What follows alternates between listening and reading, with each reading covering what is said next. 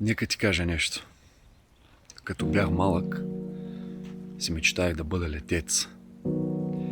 Никога не съм предполагал, че се занимавам точно с растения.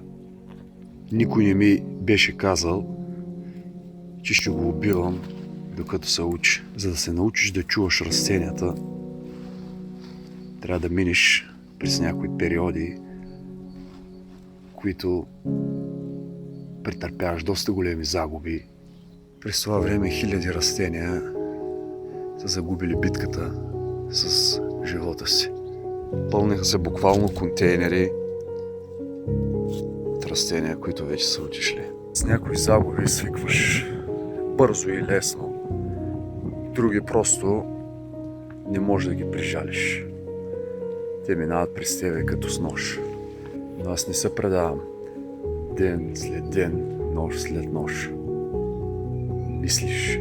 24-часова генна модификация на смокинов лист. Генна модификация на фация спайдър. Това е, което успях да науча с помощта на времето. Генна модификация на бадемово дървче.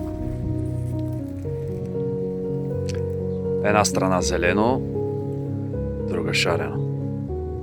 Естествено, плододаваш бадемо. Понякога не ти си лошият, просто се учиш да не убиеш това, което истински обичаш.